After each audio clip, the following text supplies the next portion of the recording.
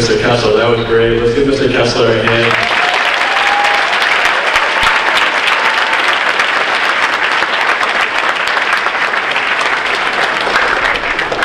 Good evening and welcome everybody to the 8th grade step-up night. It's a great tradition here at AMSA where we recognize our 8th graders' work this year, the work they put in, and they're advancing on to the next level, to the upper school here at AMSA. Parents, siblings, faculty, staff, let's give it up for our 8th graders here, 158.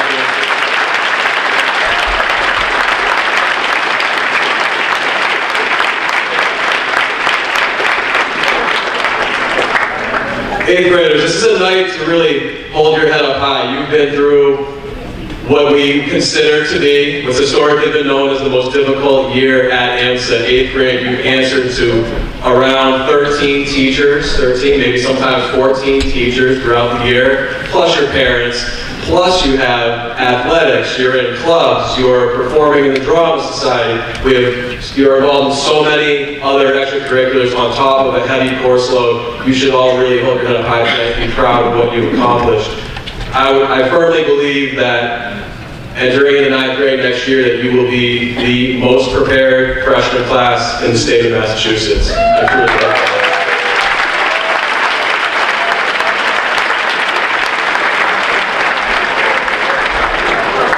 I've heard nothing but great things about you guys this year. I do know that the energy level is high in this grade. I do know that.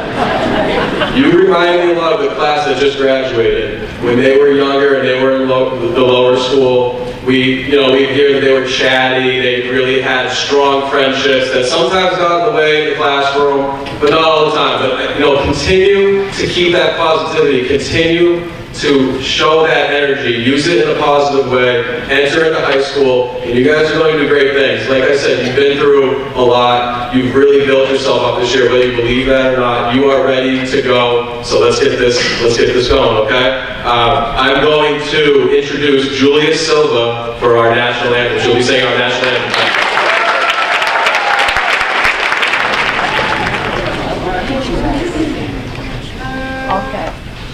Oh, say, can you see by the dawn's early light what so proudly we hailed at the twilight's last gleaming, whose broad stripes and bright stars through the perilous fight o'er the ramparts we watched were so gallantly streaming, and the rocket's red glare, the bombs bursting in air, gave proof through the night that our flag was still there.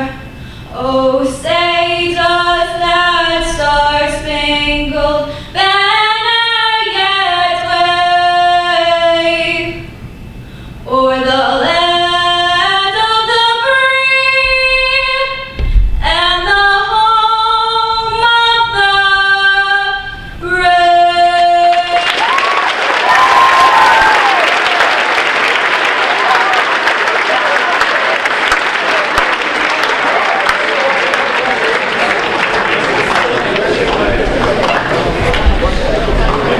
Julia, that was amazing.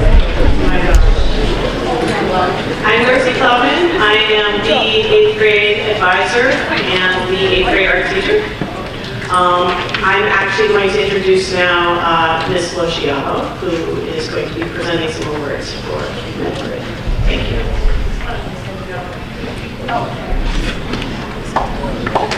Good evening, everyone.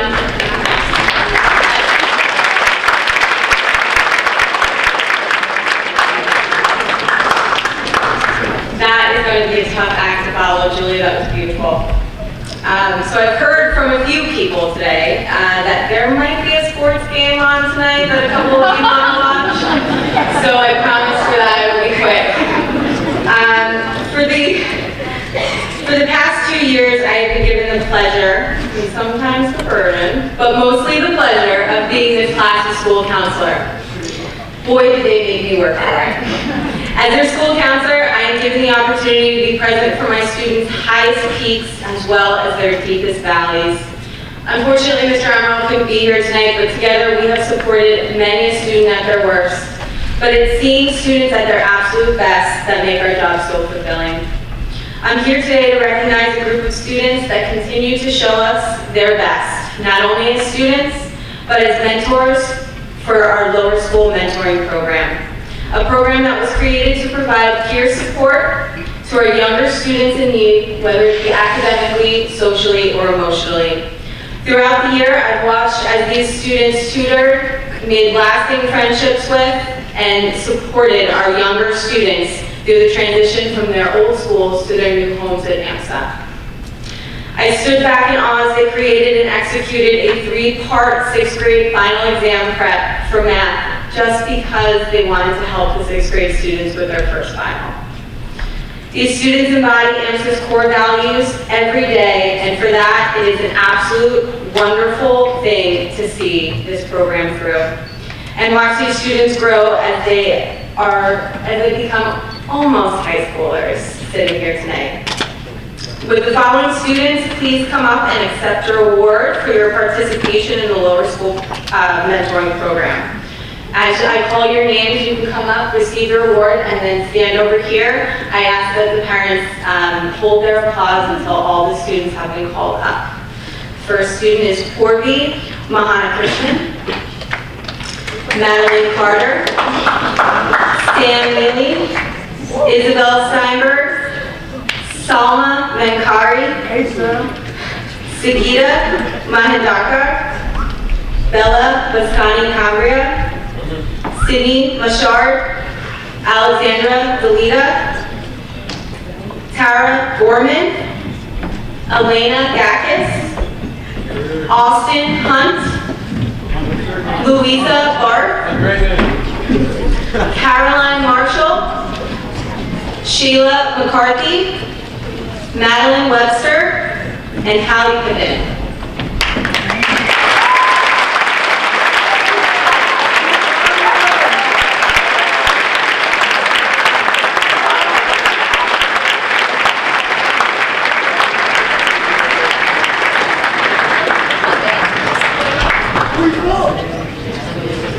Thank you all for everything that you have done for this class as well as the classes below you. We really appreciate all your service. I know this was your behind me, I'm sorry. I'm going to step out of the way and give them one more round of applause for the mentors.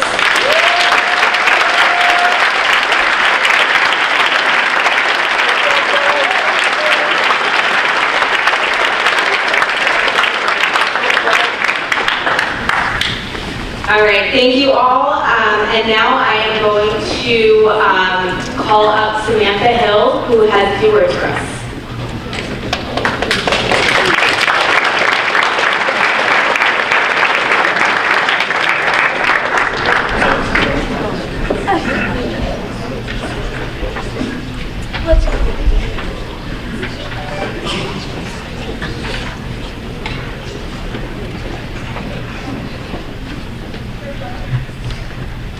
Hi, I'm Samantha Hill, and I'm introducing our faculty speaker.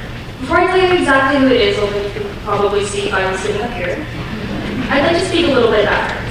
Back in September, I had no mathematical confidence. But throughout the year, this teacher has helped me, and I believe many other students gain faith in themselves in math. We've also had some fun, like the time we went outside because it was one of the first nice days of spring, or when we played charades before April vacation. Don't get me wrong, it's been a lot of work. Leading up to today's math final exam, we've received about 496 trillion review packets. But overall, it's been a good year having this teacher. She's taught us a lot and prepared us well for high school. So without further ado, I introduce to you Ms. Raquel Gilbert.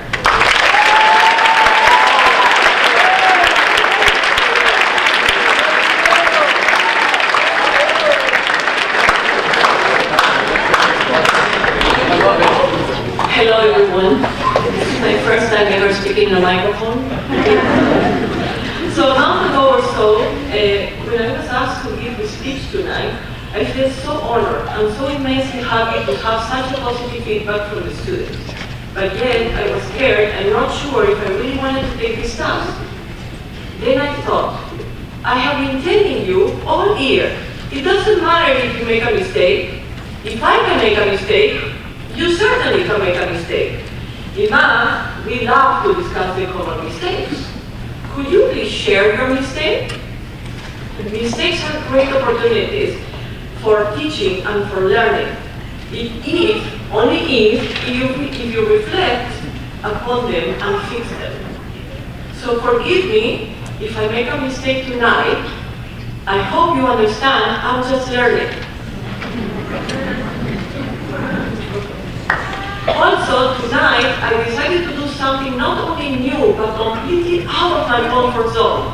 Because I have learned that you don't know what you can do or what you want to do until you try it. So remember, take every opportunity you can to learn something new. I know that not everyone is a math or an English or any other subject person. However, overcoming challenges due to hard work makes you feel empowered and confident. This has been a terrific year of learning for me, and for that, I can't thank you enough. I was your teacher this year, but wow, without you knowing, you were my teacher. You were all amazing teachers. You challenged me the right amount, so I had to come up with ways for you to listen, to pay attention, to be aware, to behave, to stay in uniform, and to explain so many different ways the same thing, and so much more. So I came up with writing your name in my book. This not only ended up being a pretty good strategy to keep you focused and on task, but a little funny. So it became a thing among us. You are in my book. Are you listening? Right? Can you tell me what I just said? I know you all joked about it, and I loved it. Thank you. What is life without humor? What is life without humor? Remember the Toby and Bobby theorem? and it's Converse, right? And it's Converse. If Toby, then Bobby, and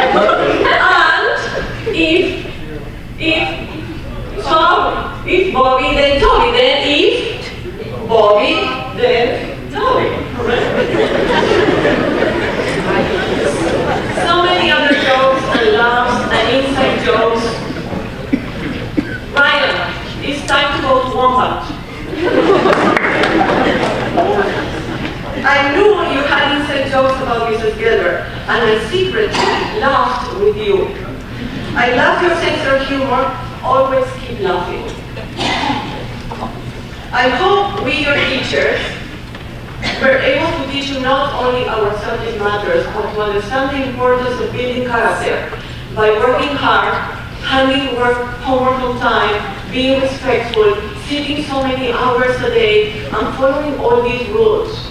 Although some of these rules really don't make sense to me, or may not make sense to some of you, these demands and challenges not only help you to develop your potential, but also train you to navigate the real world and make you stronger and successful. You guys have come so far this year, and I am truly happy and really sad to see you go to the high school. I want to wish you all the best, and please know we are still here to keep helping you in math or anything you need, guiding you. Thank you.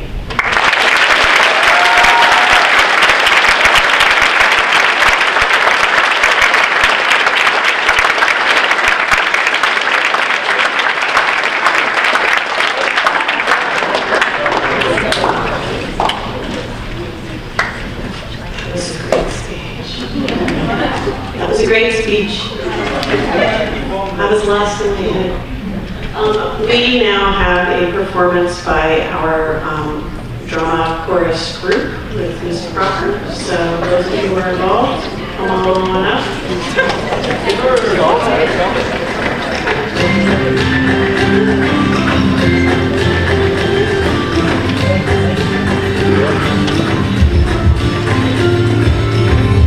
If you love somebody, better tell them while they're here, 'cause they just may run away from you. Come down and walk around, look that just to come. How long the time is there for you? I've had the highest mountains, I've had the deepest river, even after all the life is moving. Take it in, but don't look down. 'Cause I'm on top of the world, hey. I'm on top of the world, Hey. Waiting on this for a while now. pay my dues to the dirt. I've been waiting to smile, hey. Been holding it in for a while, eh? Take it with me if I can. Been dreaming of this as a child. I'm on top of the world. I've tried to cut these corners. Gotta take the easy way out. I've kept on falling short of something. I could give up then, but then again I couldn't have. I've traveled all this way for something. I take it in, but don't look down. 'Cause I'm on top of the world, eh? I'm on top of the world, hey. Waiting on this for a while now. Paying my dues to the dirt. I've been waiting, smiling. Been holding it in for a while, hey. Take it with me if I can. Been dreaming of this as a child. I'm on top of the world. Whoa, whoa, whoa, whoa, whoa, whoa. 'Cause I'm on top of the world, eh? I'm on top of the world, hey. Waiting on this for a while now. Paying my dues to the dirt. I've been waiting, smiling. Been holding it in for a while, hey. Take it with me if I can. Been dreaming of this as a child. And I know it's hard when you're falling down. And it's a long way up when you hit the ground. Get up now, Get up. get up now. I know it's hard when you're falling down. It's a long way up when you hit the ground. Get up now. Get up. Get up now. I'm on top of the world, eh? I'm on top of the world, hey. Waiting on this for a while now. Paying my dues to the dirt. I've been waiting to smile, hey. Been holding it in for a while, hey. Take it with me if I can. I'm dreaming of this as a child. I'm on top of the world.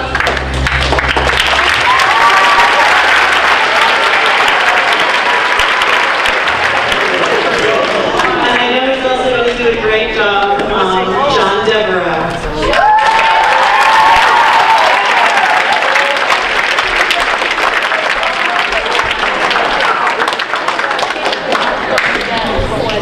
Hello, ladies and gentlemen.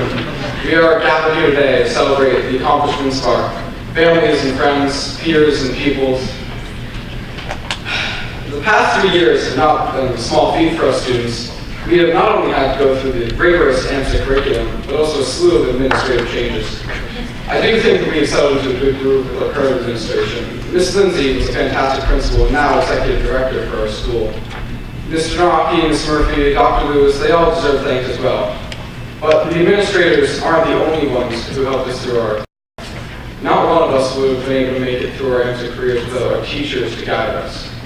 I have found that every year, 1 or 2 teachers have stood out to me as above the rest by going the extra step to help the student understand, or just being somebody I felt like I could talk to. So I would like to take this as an opportunity to thank some of those teachers. First off, Mr. Peters. He was my math teacher for both 6th and 7th grade, and without him, I wouldn't have had the basic knowledge I had going into 8th grade. He helped me understand the complex math that we were doing, which was far harder than anything else I had ever done. And whenever I made a mistake, he always gave me opportunities to fix it. It showed that he really cared more about the learning than about the grades, and that is very important. The next teacher I'd like to thank is Mr. McAdams. He was always a teacher I felt that I could talk to, and he always made classes fun. The one thing that he did that was most impressive to me is he made me remember the content for more than one term. And that's something not many teachers have been able to do. The last teacher I'd like to thank is Mr. Looney.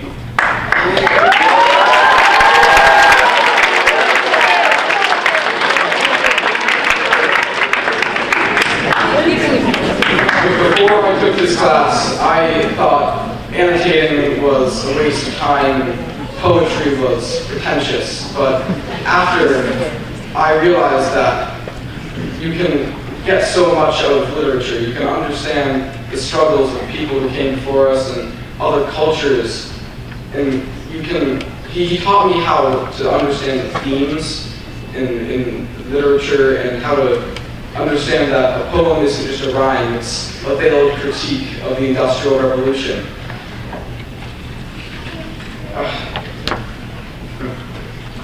Alright, so I think that this is a good time to have a short round of applause for all the teachers and faculty.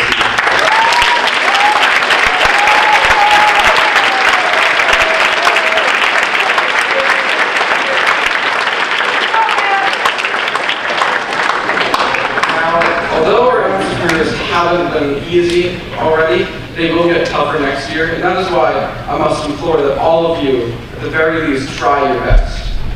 Turning in a worksheet with wrong answers is far better than turning a blank worksheet. Teachers will see that you tried to do anything, and they'll have sympathy, and they'll try to help you, but if you don't do anything, they will notice that, and they will feel that you don't care about the things that they're trying to teach you.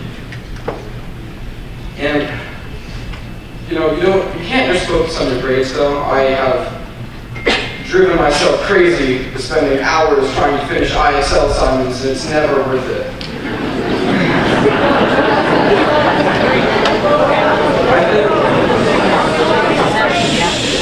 I think that it is vitally important that everybody finds an extracurricular activity that they enjoy as well. I found mine in the Amherst Drama Society. An extracurricular activity not only provides you with the stress relief, but it also gives you an opportunity to get to know your peers better and to meet students in other grades. Clubs can provide you with an experience you wouldn't have been able to get in the standard curriculum, and that is why they're so important. For me, drama gave me an experience to express myself in an artistic way that we don't have the opportunity to do in any class. They help strengthen your bonds within our school community, and they just provide you with experiences you don't get to have. And I know you're probably tired of hearing me thank people, but I have a few more.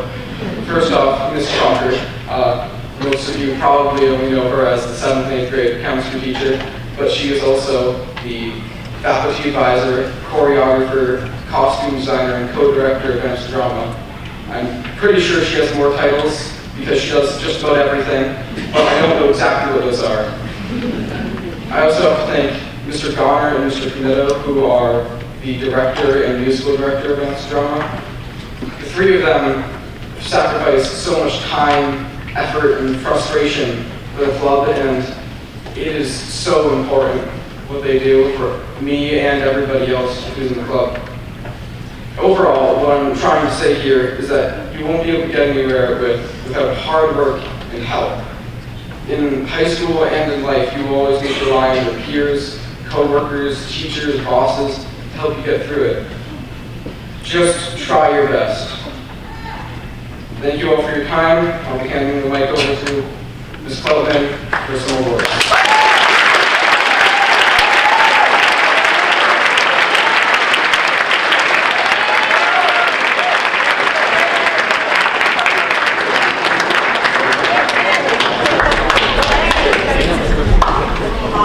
So before we hand out certificates, I wanted to give you all a quick word of advice for surviving high school. It's very simple. Ask for help, give each other help, and learn to be kind. If you're doing well, look around and see who is not. That might be academically or emotionally. Help your friends, but also, and this is the tricky part, Look for people who are not necessarily your friends.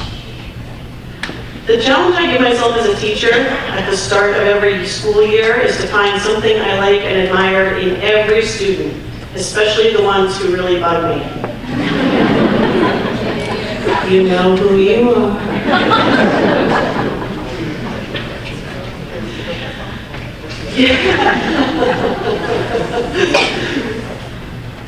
She asked me if she could use her phone.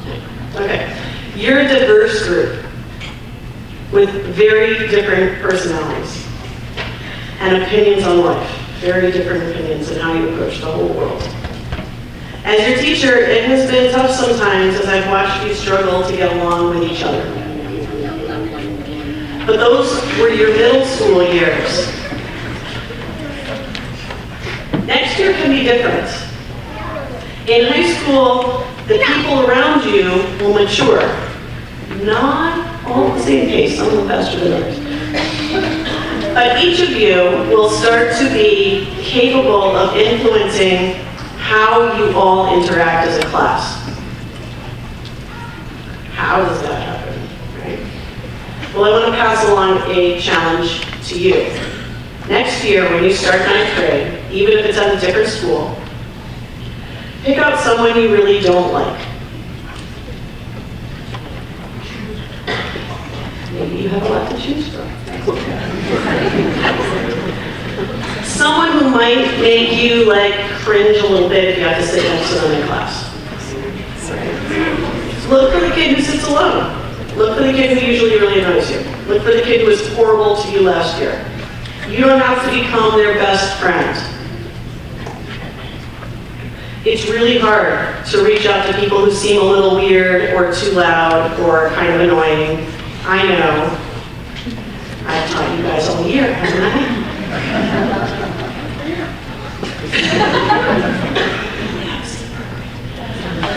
Then, my challenge to you is that you spend your freshman year trying to find something you legitimately like about them.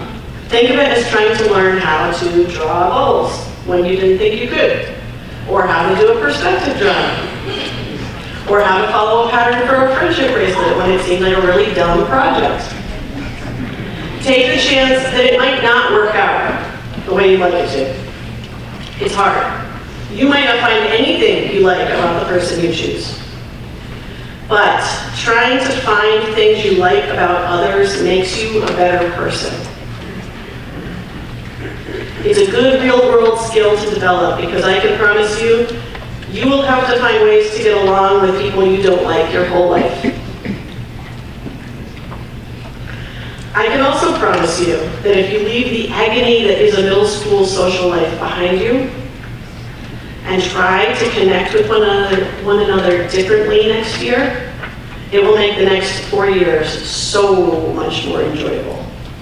You might even become friends with someone new. You are in control of what the next 4 years is like for you. Make it possible. With that, I'd like to present you with your certificates.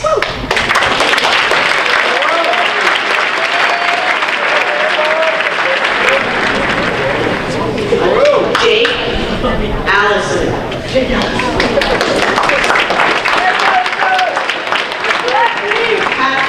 Andrews. Maria Barbosa. Victoria Barreto. Luke Barrett. Louisa Burke. Sadie Belcar. Tuesday Banander. Shyla Benson. Grace Bleakley. Ben Bulikar. Nicholas Fuller. Oceana Broom. Hannah Brown. Dalton Burgess.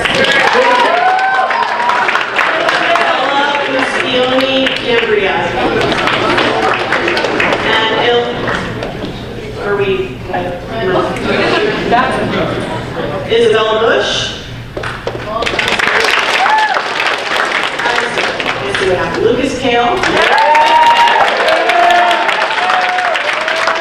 Alessandro Calderone.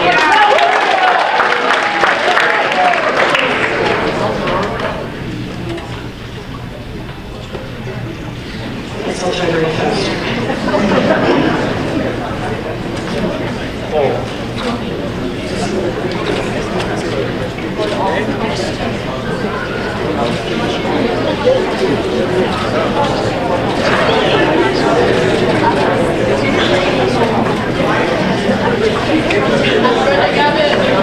Samantha Butler.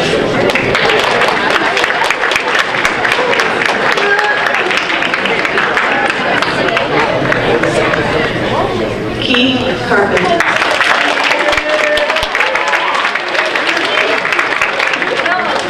Noel Carter. Madeline Carter.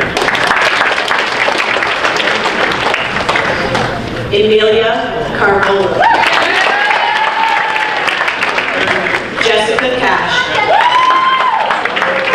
Spencer Chang. Amal Johnson.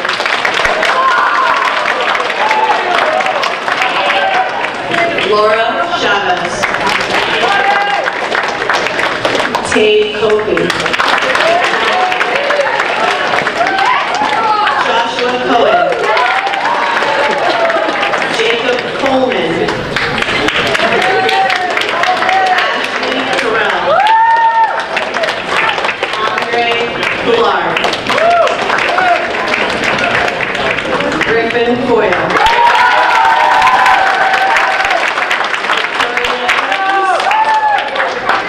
Alex Delita. Gavin Davis.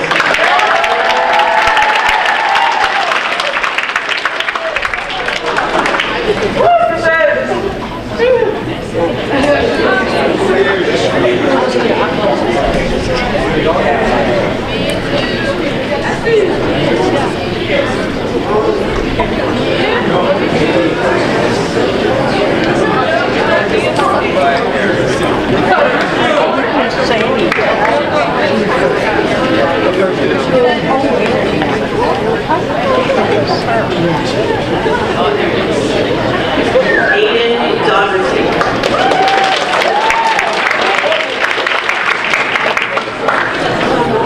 Rebecca Diaruja. Willem Dehan.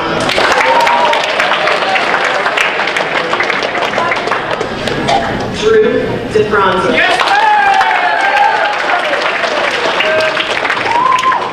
John Devereaux.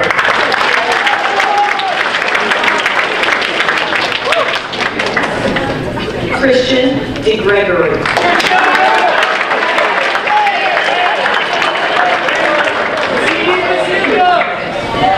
Jacob DeMarco.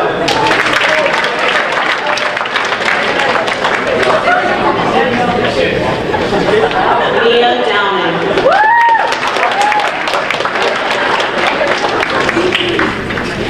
Vitor Drummond.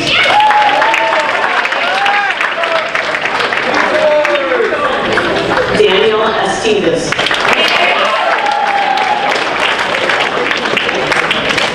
Kirsten Evans.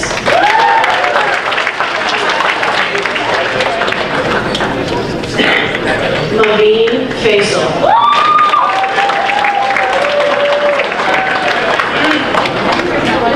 Nick Ferrier.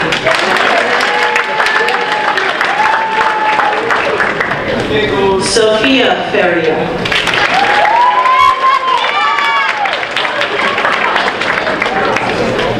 Nia Francoise Etienne. Arnav Gairola.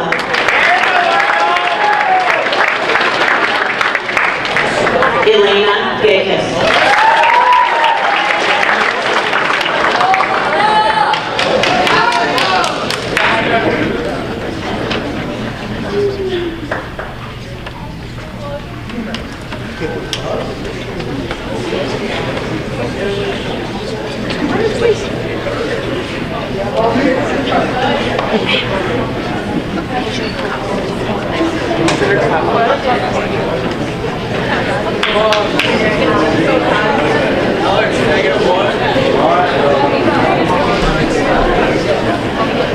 Kira Gallant,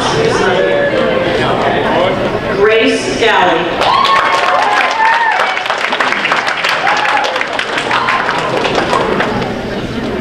Tara Gorman.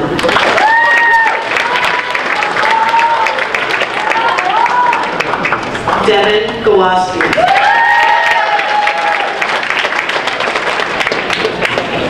Bobby Goyette.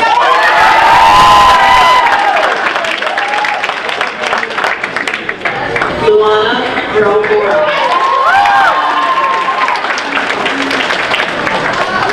Sierra Green.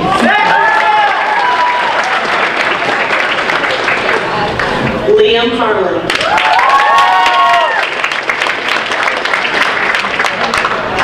Caitlin Harvey.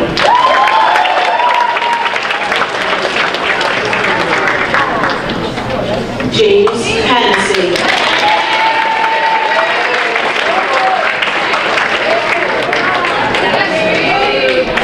Samantha Hill.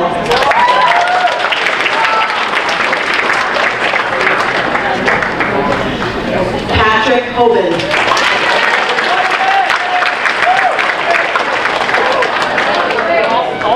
Austin Hunt.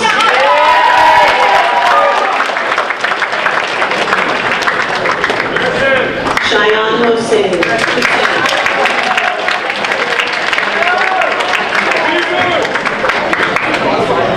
Esteban Jimenez Lara.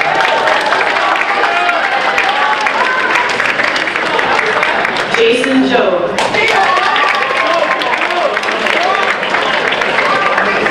Justin Joe.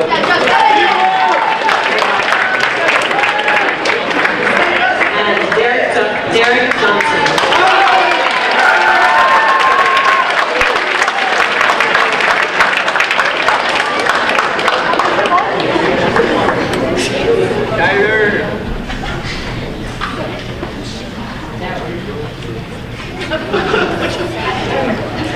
No details.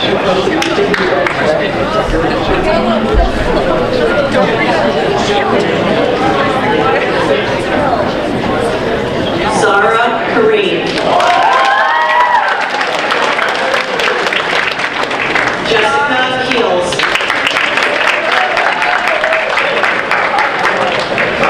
Charles Kill.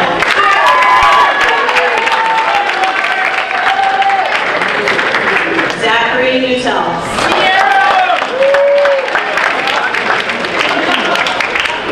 Alex Kwan.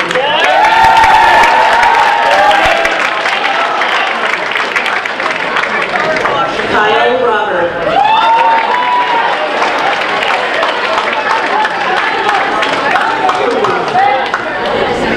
Denisha LaFontaine.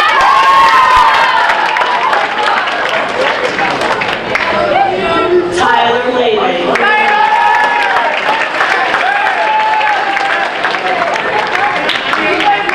Emily LaPointe.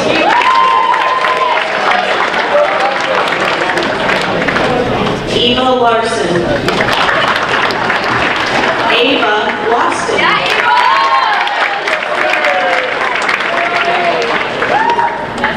Alexis Libby.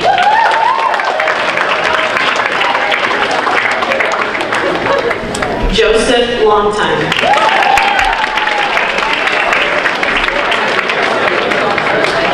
Jack Lopresti.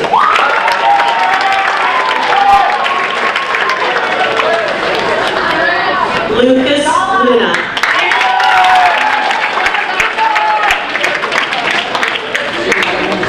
Sujita Mendahar.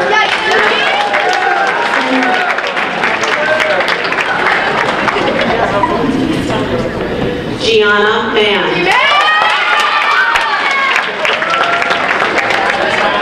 Drew Manson.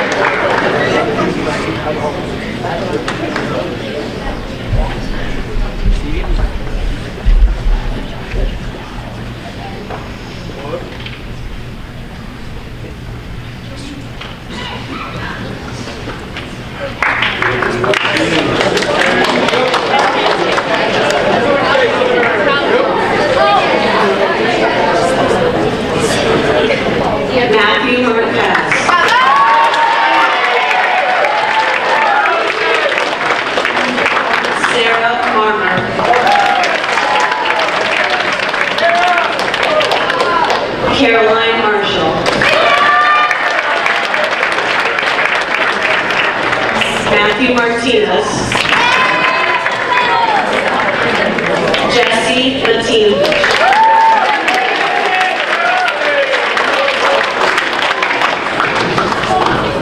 Mateos Matos.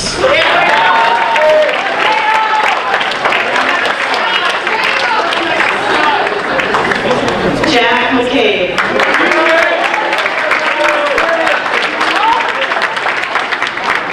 Shayla McCarthy.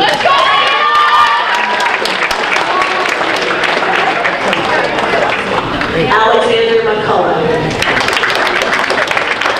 Faith McNulty.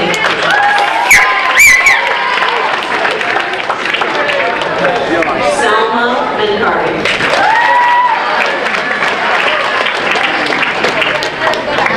Sydney Michaud.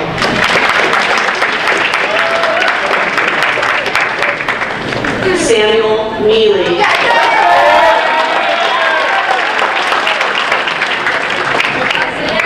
David Meckeri.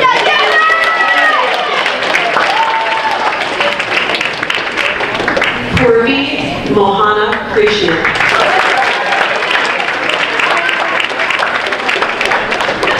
Amy Morales.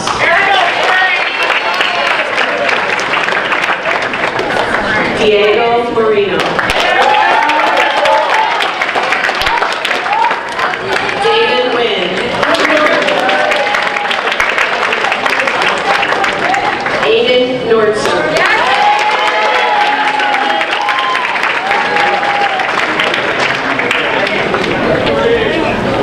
So many of you.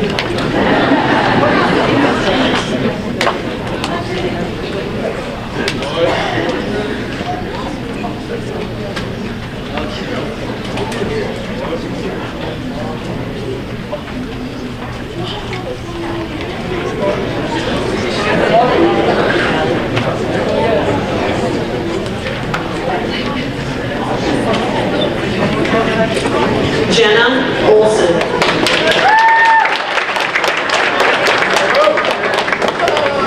Tarina Owens.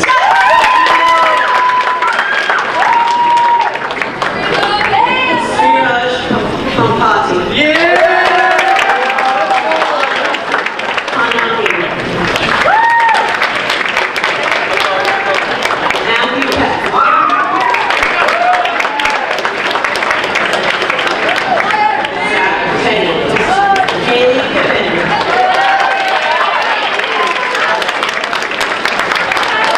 Brandon Croto.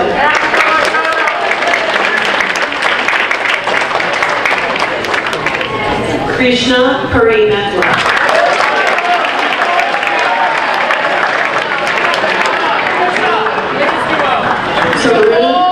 Turu Shalamet.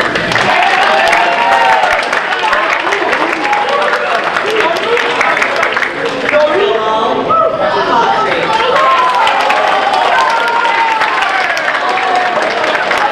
Ashley Ryan.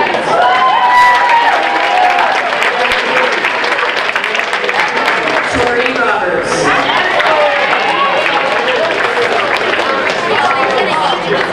Tim Rochela.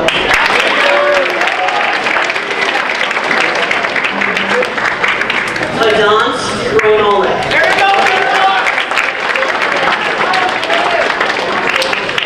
Gianna Ruffing. Jack Ryman.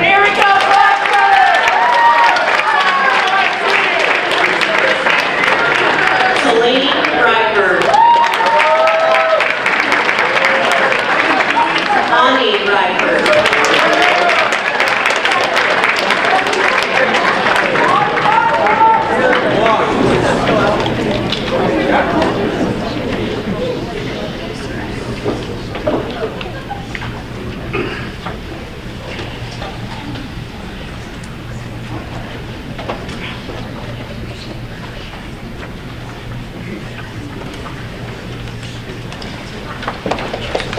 There goes the sport.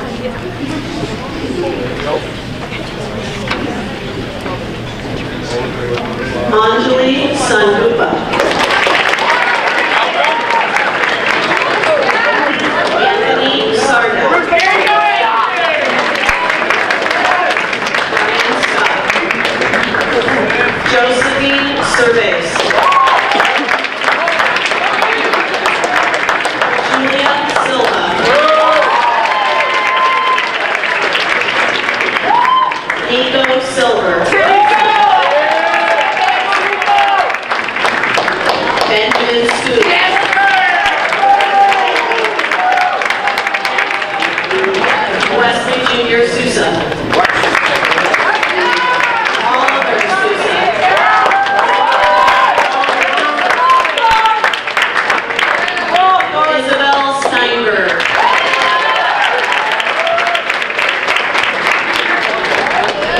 Blake Swartz. Gretchen Swartz. And Luke Swartz.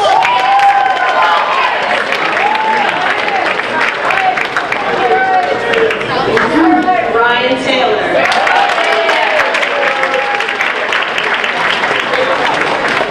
Cal Thompson. Jessica Tolland. Toby Hero.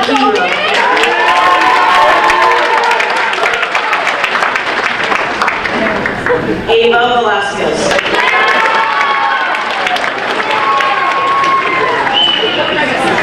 TT Hero.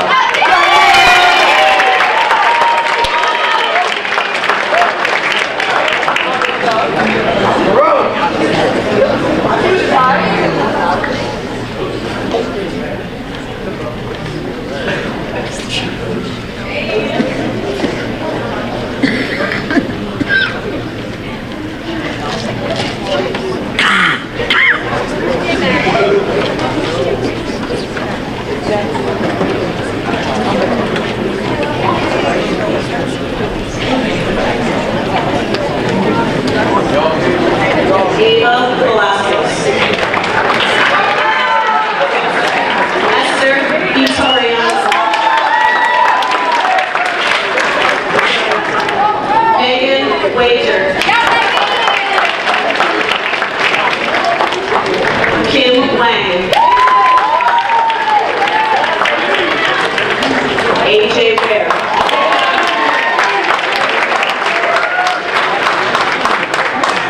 Madeline Webster. Emily Whitsmall.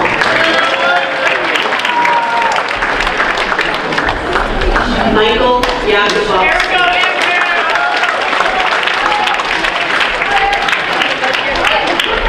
And Ryan Young.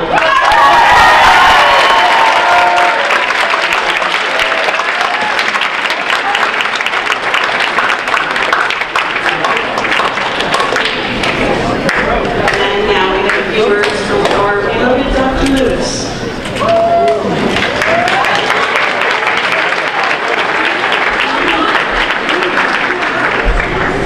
Hello everybody, welcome to AMS's third annual 8th grade step event.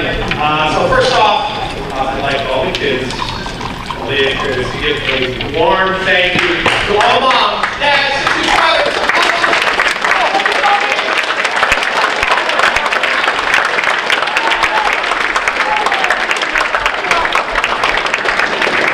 All the hard work, all your moms made this night possible.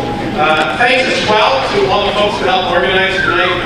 Mrs. Kufusky, who is right over there, always works incredibly hard.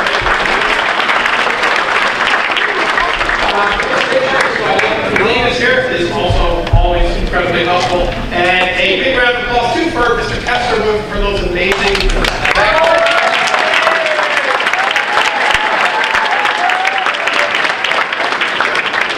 thanks also to Mrs. Fuller and Ms. Fountain.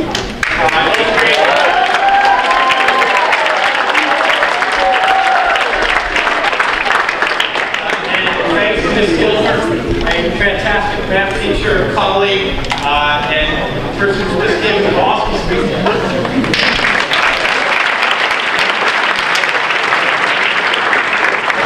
Most importantly, thank you and congratulations to all of our amazing 8th graders.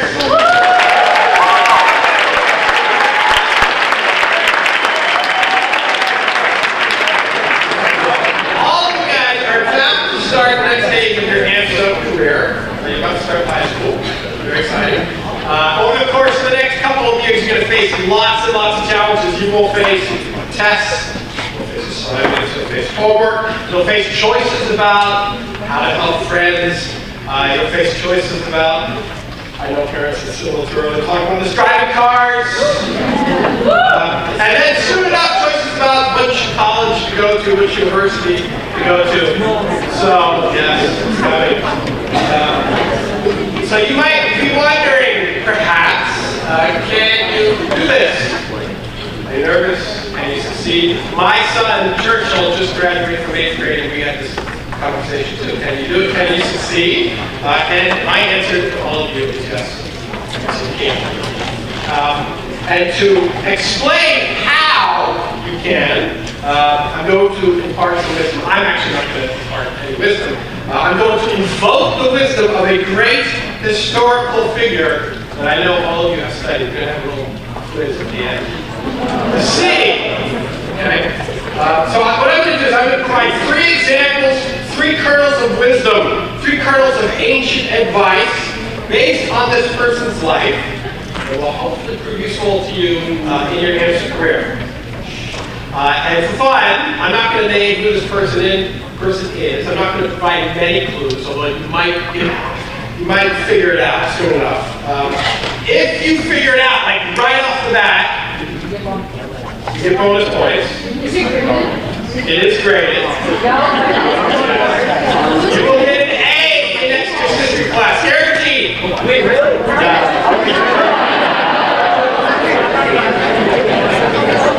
I'll talk to your 9th grade history teacher. I'll try. Mr. Brew or Miss Loretta, I'll try. I don't know for what. So if you know right off the bat, I do ask you to just politely bite your tongue and wait till we get to the end. And that goes for the parents as well. All right, so first example is about the importance of believing in yourself. So here we go. When this great leader was a boy, his father, who was a king, had a great and mighty horse that he brought to his court. And the king gathered all his generals and he challenged all his generals. He said, "Who here can mount and ride that big, enormous horse?" And all the generals said, "Oh, of course I can do it. I'm going to get up on that horse. I'm going to mount the horse and I'm going to ride the horse." And they all looked at the horse and they tried and they tried and they tried and they all failed. And the boy, who was looking and watching and observing, believed that he could do it. So he went to his father and he said, "Father, I can do this, and I will bet you I can do this. If I can't do that, I will pay for that horse." A lot of money. And he was very confident. He believed in himself, even though all the big generals had tried to fail. But while they were trying to fail, he noticed something about the horse. He noticed that the horse was afraid of its shadow. So he decided that the best thing to do is approach the horse very, very gently and move the horse directly into the sun so that it would not see its shadow. And that's exactly what he did, and it worked. He got up on the horse and he rode and rode and rode and rode and rode, and his father was tremendously impressed. So what's the moral of that example? The moral of that example is believe in yourself. The little boy believed in himself. Believe in yourself even when you're confronted by what appear to be very difficult challenges. Do not be discouraged by a bad grade. Do not be discouraged by a tough day. Know, as this boy did, that you can succeed. Okay, who here thinks they know? Don't say. Who here thinks they know? Mr. Brule is a guess? I've ridden a horse once. All right, hold your hands. It's not Halloween. Example number 2 is about the importance of thinking outside the box. Thinking differently, being different. So this comes a couple of years later after the horse story. In 334 BC, now you have kind of a time frame, the young boy had become a man, and the hero of our story was intent upon conquering ancient lands. In particular, he was intent upon conquering the lands of Asia, and he had an army. At the day, it was a fairly sizable army. It was about 40,000 people, 40,000 men. So he crosses from his lands into Asia, and he's impelled, upon crossing into Asia, to go to a place called Gordium, which is in modern-day Turkey. And in this place, in Gordium, there was a famous knot. It was called Gordian knot. It's a big collection, a huge, enormous ball of ropes, like 5 miles tall. Not really 5 miles. Big collection of ropes. And the legend had it that whoever could untie the knot would rule all of Asia. And many, many people had tried. People had gone to Gordium to try to figure out how to untie the Gordian knot. They would study it and figure it out. Maybe if I pull here, maybe if I pull here, maybe if I pull here, the knot will untie. So it was very difficult. So the hero of our story goes to Gordium, looks at the knot, and the king of Gordium says, okay, now's your chance, this is it. You want to rule Asia, figure it out.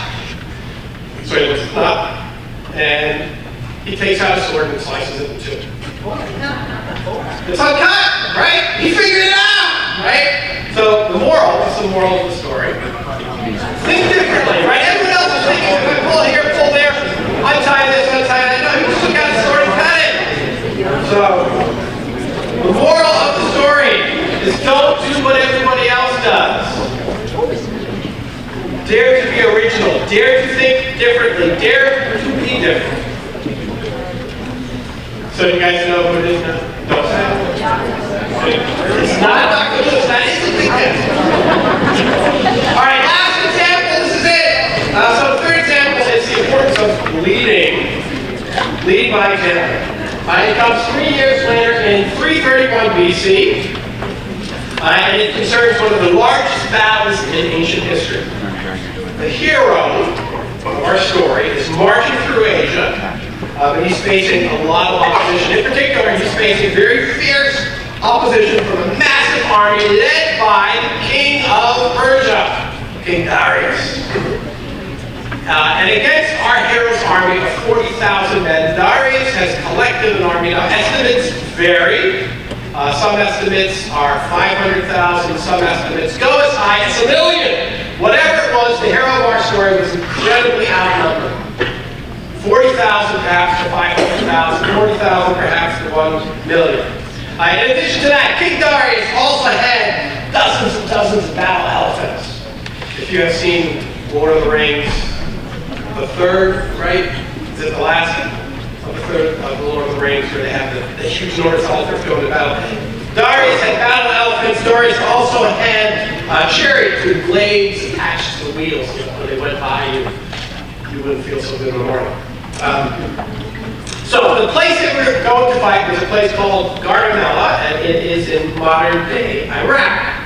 And before the battle began, the hero of our story mounted his famous horse, who he had been. This is the horse that he figured out how to tame. The horse's name is Bucephalus. So he mounted his horse, big, tall, powerful horse. Everybody saw him. He also put on his head a red plumed helmet. Everybody could see him, right? Big red feathers sticking out from the biggest, mightiest horse. He encouraged this man, he taunted the Persians. Every single person knew who he was. Every single Persian knew who he was. Then, when he, Alexander,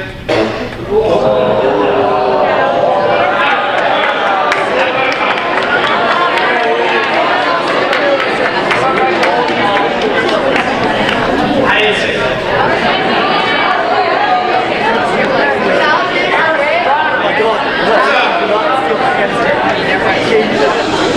So when he felt the time was right, the hero of our story charged right into the Persian army. He was in this enormous mass of men with swords and spears and arrows and battle elephants and chariots. He was the first man into battle. Darius, the king of Persia, who was well behind his men, was absolutely frightened by this lunatic on a horse charging straight for him. So he said, I'm out of here. He ran away, and all of Darius' men saw him, were very much demoralized, and the army of our hero, the army were a collection of Macedonians, quickly defeated King Darius. So what's the moral of that? The moral of that is don't ask others to do something you yourself would not do yourself. If you're concerned, for example, with behavior of your classmates, then set a new standard. Lead by example. Be different. All right. So who's the hero? Hey, for all of you guys. Alexander's great.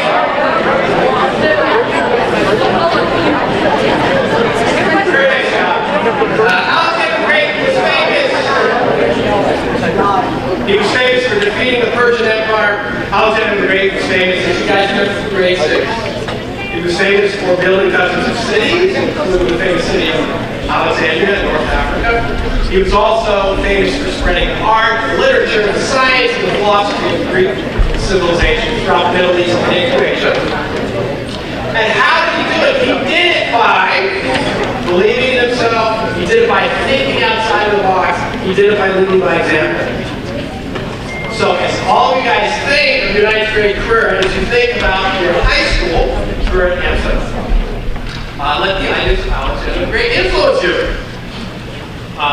One little word of caution, please do not be tempted to conquer other lands. That's not the moral of the story. But please do believe in yourself.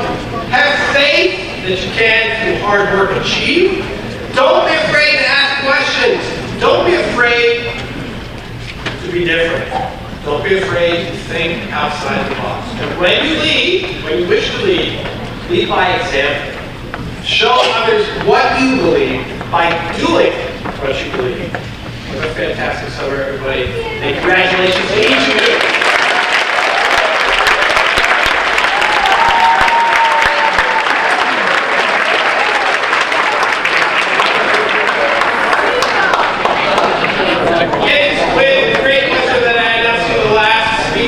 Tonight is our wonderful, amazing, fantastic executive director, Miss Lindsay. Miss Lindsay is not only a great administrator, she's a wonderful teacher, and she is a colleague that very dear to her. Ladies and gentlemen, Miss Ellen.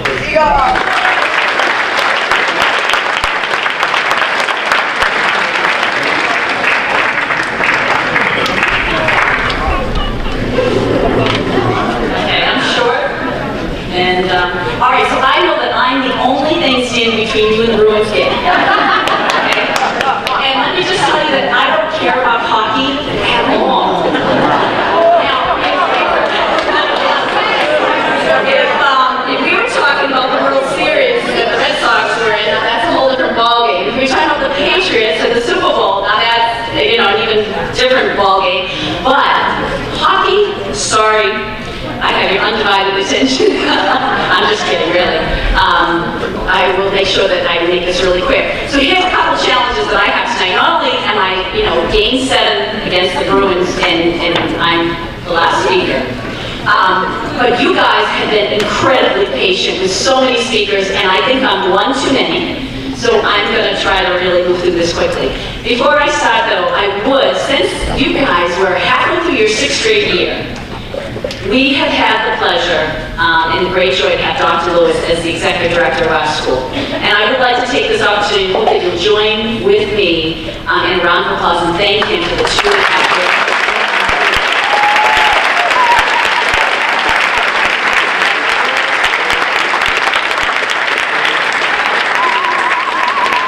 Okay, because we would not be where we are today without him, and I can assure you of that. Okay, so good evening to everyone. It's wonderful to be here with you tonight. Thank you to everyone who worked so hard. Ms. McCluskey, for Ms. Clowen, your wonderful 8th grade coordinator, Ms. Crocker, who just did a great job with the music, and Mr. Kessler, who I love to that bagpipe every year.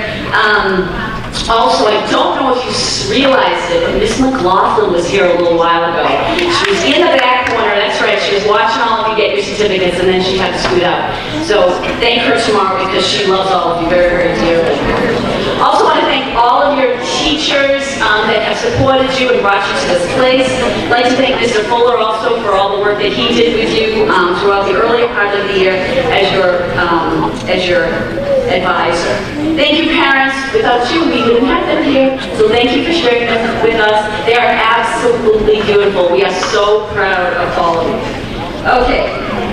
And also, we look forward to partnering with you over the next 4 years as we bring them through to graduation. As I was, shaking their hands going through, I thought, what are they going to be like as 12th graders? Who are they going to be? We just had graduation last week, and you guys are all going to grow up so much. Give me 5 minutes, I swear I'll let you up. Okay? So, all right, so but if I have to keep stopping, it's going to take longer. Okay, so here we go. This is either going to go well or it's going to crash and burn, so we're going to give it a shot here. All right, so your 8th grade biology teacher, Miss Steve-O. Is Miss Steve-O here tonight? She's not. All right, well, she's a good friend of mine. I love your biology teacher. I know, she's awesome, and she and I actually have a lot in common. We both love wildlife, and animals and critters of all kinds. And the only thing that we don't agree on is spiders. Okay? And no matter how many times she has tried to convince me that they, what she calls, lovable, snuggly, and cute, she has yet to persuade me. And she sends me like little videos of cute little spiders that fuzzy, and she thinks they're wonderful, and it just really creeps me out. But one of my very favorite critters are turtles. I love turtles. Ever since I was little. Right back to when I was very young, and your parents probably remember, I don't know if they have any, remember those little green turtles that you could get? Those little green ones, and you have them in a plastic bowl with a little ladder and a palm tree in the middle? Y'all remember that? See, yeah, we remember that. I don't even know if they had any ones. They decided they had bacteria, and I don't think you can buy them anymore. But I had one, and I love those little things, and feeding, that was my beginning of my love for turtles. When I got a little bit older, coming over Route 128, down like 95, it's a really busy highway. Well, one day my dad commuted between where we lived in Brockton, this is big city, and Framingham. And one day there was a turtle walking across Route 128. And he stopped the car, he stopped traffic, and he went into the middle of the highway, and he picked up this turtle for me, and he brought it home to me. And so he comes home, it's a painted turtle, right? Those are the ones with like the stripes on their necks and all. And I was so excited my dad brought me home this turtle, I didn't really realize at the time he had actually literally risked his life to do it. And I fed this turtle and tried to take care of it, and I don't know what happened, but it didn't matter how much lettuce or bologna I gave it, it wouldn't eat the lettuce and bologna. So I decided that I didn't want him to starve. Turtles don't eat bologna. That was supposed to be funny. But turtles don't eat bologna. And so my dad and I found a place to let my pet turtle go, and we let the turtle go. So, but as an adult, I raised my family in Groton, Massachusetts, which is just kind of north and west of here. And Groton is filled with all kinds of winding rivers.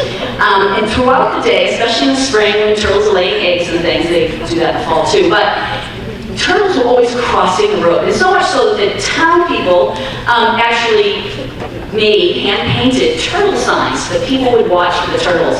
The town eventually created signs, metal signs, they put up every year when the turtles were going to be crossing the road. But I got into a habit of saving the turtles. So whenever I saw a turtle cross the road, which I have to tell you was all the time, I would stop the car and I would pick up the turtle and I'd help it across the road so that it wouldn't get hit. I had witnessed one getting hit before, and let me tell you, it was horrendous. Well, then my kids, if they were in the car with me, they got trained to save the turtles.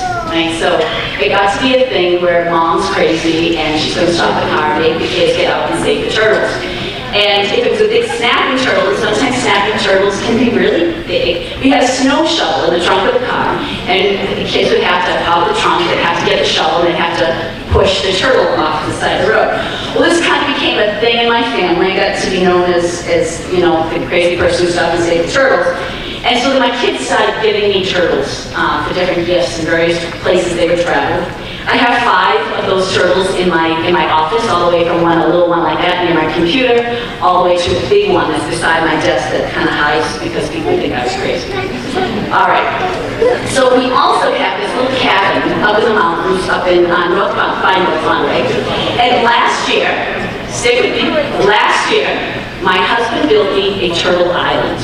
Now, there was many attempts to the turtle island. It started out as rocks, it went to logs. He tried so many things because he's always trying to please me and make me happy. And so, but we finally had success with the turtle island. Talk about perseverance. So big log, I don't know how long, 4, 5, 6 feet long.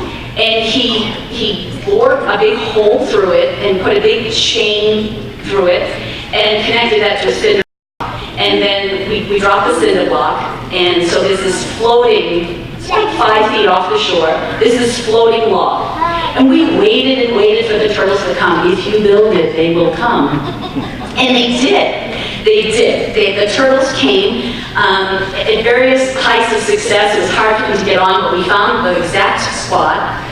And so now I find that I spend hours of time sitting on the back porch or on the patio down by the water, and I watch turtles. And they get up and they get down, and we can fit as many as 6 turtles on this log.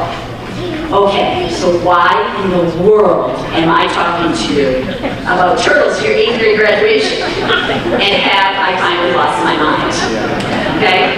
So one reason, honestly, is because I don't get a chance to be or talk with you very much. And you all don't probably remember this, but I'm actually a guidance counselor, just like Ms. Luciano. That's what I did. I wasn't a teacher, although I taught different skills. I was a guidance counselor. I was a guidance counselor actually at AMSA, and something crazy happened along the way, but I love kids, and I love being with you, and I love talking with you, and I love getting to know you, and for you to get to know me, right? And I don't have that opportunity, so all I have is moments like this, where I can share a little bit about myself with you, so that maybe someday, when you're walking across that stage of graduation, we'll feel like we know each other, okay? So that's why I tell you about my turtles. I also have another point, but also because I want you to know that I want you to know me. Okay, so, all right. So most of my experience of turtle watching goes along with snapping turtles or painted turtles. We sometimes feed snapping turtles. My husband likes to give them hot dogs and raw chicken. And we have one that tastes like a prehistoric monster. It's crazy. So anyway, disclaimer on the rest of this. I am not a scientist. What I'm going to say is solely from my observations and my observations only. If it was scientific, it would be Ms. Tebow talking to you and not me. So turtle lesson number 1. We all know that turtles have a reputation for being slow, but painted turtles are actually beautiful swimmers. And they move along quite nicely in the water, and they can change direction, and they're very happy there. They eat fish. They eat worms and insects, but they're very skillful hunters too. They're very comfortable and happy in the water. They spend their time hunting and swimming and looking for a boyfriend or girlfriend, and it's really kind of fun. But now, put them on land, and they get really slow and awkward, and stick with me. Think of the slow, awkward turtle, right? And they don't necessarily do a great job on the land. Okay, they'd rather be on the edge of the pond or on a rock or swimming and sunning themselves. Okay, they're not particularly talented being on land, but they are very talented swimmers. Turtles aren't good at everything, just like us. They can adapt to a less than perfect habitat, but painted turtles and snapping turtles are probably much happier in the water. Just like you, some of you are natural mathematicians, you're scientists, some of you are passionate about the humanities, arts, and languages, and some of you love to run track, while others of you are most at home on a math team. It doesn't matter what it is exactly, it's just that you enjoy what you're doing. So, you're going to explore just like the turtles do, and you're going to put your best effort forward, and you're going to play to your strengths, just like the turtles. Okay. Turtle lesson number 2, never give up, okay? One of the things I love most about turtles is that they never give up, okay? If they were trying to get someplace and there's nothing much that can stop them. Have you guys seen the video on YouTube of the turtle that can climb a chain link fence? Oh, you gotta go on YouTube and look, because it's really amazing. They can climb a fence all the way up. All right? And they will dig holes, and they'll do whatever they need to do to get to where they need to go. So 2 years ago, when you guys were in 6th grade, Mr. Lacusa and his class found 3 snapping turtle eggs. Do you all remember that? Did you see the video on Facebook? Okay, so they had these 3 little eggs. Hang on. They had these 3 little turtle eggs, and Mr. Lacusa and his students found them, and they brought them and put them in a plastic tub. And over the weekend, they hatched. They weren't expecting them to hatch. They hatched, and so they hatched, they come in on Monday, and the turtles are gone. All 3 of them. The shells are there, the 3 turtles are gone. And I don't know that they're missing in the school. But I guess everyone was frantically looking for these 3 little turtles for the whole day. So I was at a meeting in my office, and I walked out, and I saw something on the floor, on the ground in front of my office door, and I was like, what in the heck is that? Like, it didn't belong there, and I walked over to it, I'm like, oh my goodness, it is a little baby snapping turtle. Like, I knew what it was super exciting. And so I picked him up, and the person that I was with was screaming, "Don't touch it, there's germs, there's bacteria, don't touch it." Well, I wasn't gonna pick it up, right? So I pick up the little turtle, and it's all covered in like fuzz and dirt, and it looked like it was half dead, but you could tell it was still alive. And so I thought, what would you do if you found a little turtle like that? You'd bring it to Miss Tebow, wouldn't you? Of course you would bring it to Miss Tebow. That's right. That's right. So that's exactly what I did. I ran upstairs. Hang on. I ran upstairs and I disrupted her class. I said, Miss Tebow, I have a turtle. Where in the world did it come from? Well, I didn't know we were hatching turtles, and I didn't know that they had gotten lost, and I think that they were concerned to tell me, because I don't know what they thought I would do, be excited about it, if anything would help them go look for it. But look at what I found, and she's, Assistant Steve, right, she started to cry, because she was so happy and grateful that we found the turtle that was still alive. So she brought it to Miss Silacusa, and they washed it, and they took care of it, and they fed it, and they gave it water because it was dehydrated, and they rehabilitated that turtle. And if you look on the AMSA Facebook page, you're going to see a video of that's my little turtle. And it found its way to my office. Now, the incredible thing about this turtle is, if you know where Miss Silacusa's room is, it's up on the second floor of the upper school. Now, at the time, I was on the first floor by Miss Pallet's office. That turtle came all the way, either flip-flop, all the way down the stairs, or it took a full dive off of the balcony, the foyer, right? Yeah. And by the second, not only did that turtle do that, it also somehow navigated its way through those two double glass doors. I don't even know how it did it without getting crushed, and all of you guys walking all over the place, right? So, okay, point is, that little turtle didn't give up. That little turtle was a survivor, and I believe that turtle knew he was looking for me, because I was going to help save it. It is now hopefully swimming out in our little pond behind us. Okay.